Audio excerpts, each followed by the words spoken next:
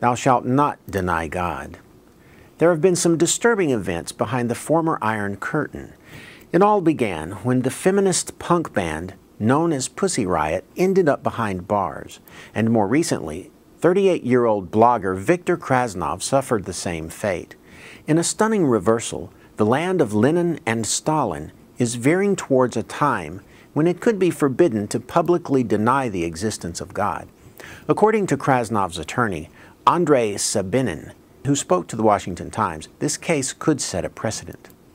Krasnov's statements, made over a Russian Facebook analog, would have been considered common sense in the Soviet era, but are now subject for sanction under a 2013 statute. In addition to denying God, Krasnov has gone on record describing the Bible as a collection of Jewish fairy tales. These statements have been deemed criminal. The law used against the blogger is the same one leveled against Pussy Riot, making it a criminal offense to offend religious feelings. The feelings of non-believers are of far less importance following a surge, I like that word, in religious membership, now estimated at 70% of Russia's population. The once suppressed Orthodox Church has filled a void left after the collapse of the Soviet Union, now serving to provide a sense of national identity to modern Russians, according to an analysis by the U.S.-based private intelligence company Stratfor.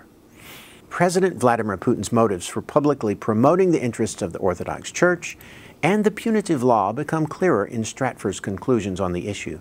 With 70% of Russians identifying with the Church, it has become politically expedient to simply appropriate the religion and its most prominent leader, Patriarch Kirill, into the government apparatus.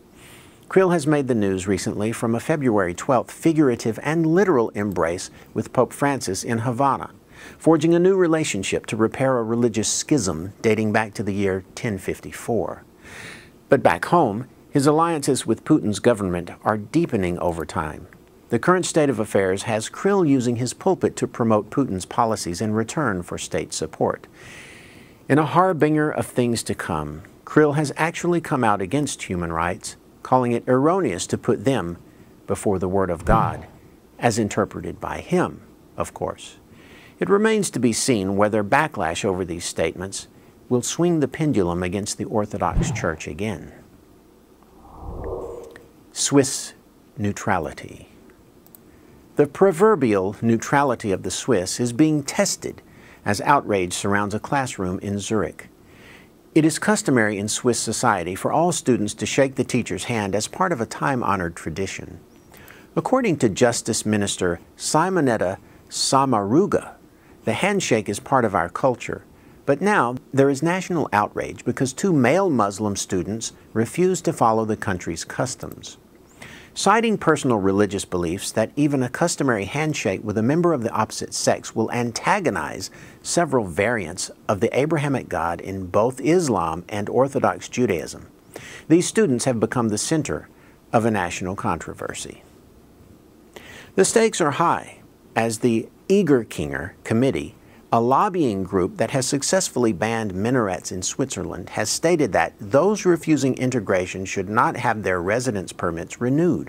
While normally the doctrine of religious tolerance rules the day, the objective of cultural integration fuels the ongoing debate. For now, the school has initiated a temporary compromise whereby the students in question will not have to shake any teacher's hand, male or female, but the Federation of Islamic Organizations in Switzerland commented on the situation. A handshake between men and women is permissible theologically, but neither conciliation nor compromise will fully end the debate over Islam as Europe grapples with the immigrant question. China persecutes Christians and some other guys. In China, somewhere between state-approved, state-controlled spiritual traditions and criminalized evil cults, there are house churches, small, informal, sometimes secret gatherings of Christians. Not legal, yet not criminal. They are subject to inconsistent treatment in the country's countless municipalities. Although in some areas, house churches that remain inconspicuous are tolerated by local officials, others are regularly raided by police. Property confiscated, members arrested, even state-approved churches seem to have lost some of the state's approval. In the last several years, some 2,000 crosses have been removed from their steeples, mostly in the substantially Christian Zhejiang province. But to call this a persecution of Christians, as many have, is to miss the larger picture. While numerous Christians, especially the vociferous, have been detained, in some cases imprisoned and tortured, the same can be said for human rights advocates, critics of the state, and journalists who don't self-censor. Tibetans in general, and the 10 million predominantly Muslim ethnic Uyghurs in the Xinjiang province. It can therefore be said that China is an equal opportunity oppressor.